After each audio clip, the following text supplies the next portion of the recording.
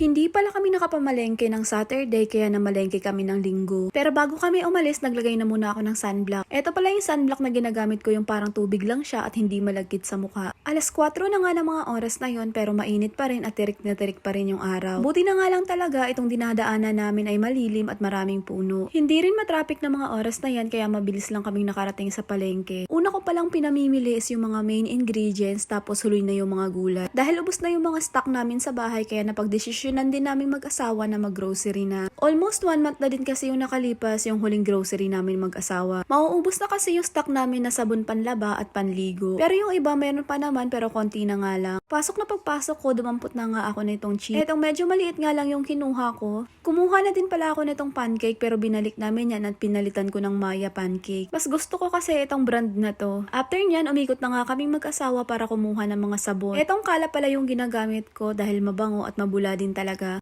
Mas maganda nga sana yung kulay yellow kaso walang available yung ganitong size. Sobrang bango kasi nun kahit hindi mo nalagyan ng pabcode. Pero kaso nga wala kaya etong dalawa na lang yung kinuha ko. Kumuha lang ako ng 6 na tag 6 pieces. Mahigit 1 buwan namin yung gagamitin. Yung last grocery ko pala is July 13. Tapos kahapon lang ulit kami nag-grocery. Dahil wala na din kaming walis sa bahay kaya kumuha na din ako ng walis. Matibay kasi yung walis na yan kaya yan yung binibili ko. Kumuha na din ako ng pabcode na Champion. At dito naman nga tayo sa panlinis ng CR. Kumuha lang ako nitong Mr. Muscle. At sabi nga ng asawa ko, kumuha na din ako ng pampabango ng CR. Kaya yan yung kinuha ko. Sa Sunrocks naman, meron pa talaga kami at hindi pa nauubos pero dinagdagan ko na para siguradong may stock.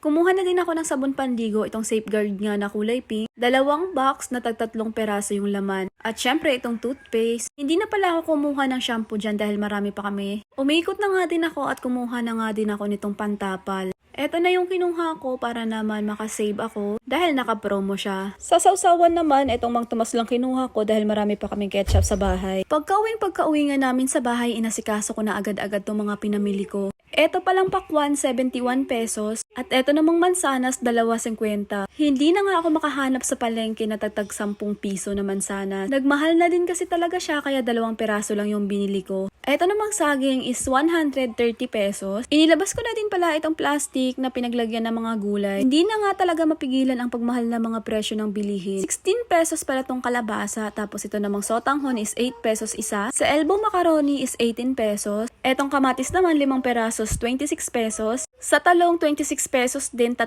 peraso. 18 pesos naman tong Baguio beans. At dito sa repolyo 64 pesos. Sa carrots 2 perasong maliit 18 pesos. At sibuyas na 5 peraso, 67 pesos. Sa kalamansi naman, 14 pesos yan. Meron din akong malunggay, 10 pesos. At kangkong, 10 pesos din. Para naman sa pangmerienda namin, bumili lang ako ng glutinous rice, 45 pesos. At sesame seed, 30 pesos.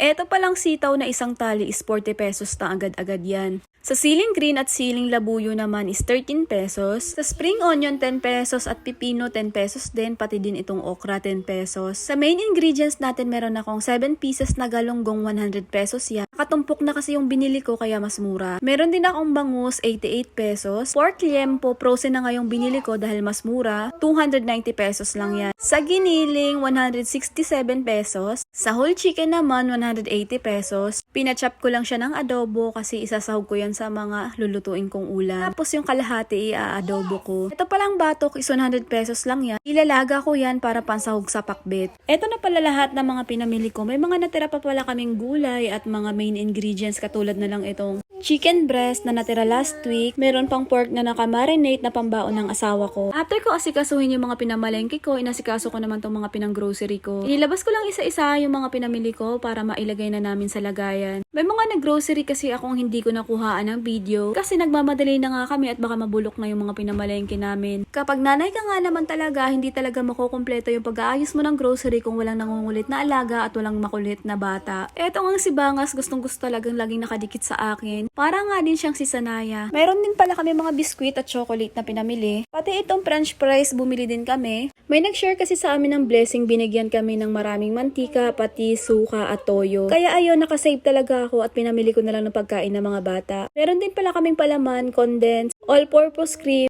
mushroom, at mga biskwit kut-kutin ng mga bata. Meron din pala kaming pambudbud sa french fries, bumili din kami, paminta, at cream of mushroom. Meron din kaming sinigang mix, ebap at tasty boy. After ko nga asikasuhin yan, pinatabi ko na sa mga bata itong mga box. Sabi ko nga sa mga kuya, itago itong sito, baka makita ni Sanaya at inumin na naman. Meron din pala ako 2 tinapay. At eto na nga lahat ang presyo ng pinamili namin. Mas nakalas kami ngayon kumpara last month. Last month kasi is 4,100 plus. Yun naman is 3,600 plus lang. Sa meal plan pala namin for this week, ito lang pala lahat ng nakalista. Sinigang, bangus steak, pinakbet, ginisang beans, meron ding nakalistang pang almusal at merienda. Ayun lang, thank you for watching. Follow me for more videos. Ingat kayo palagi. God bless. Bye!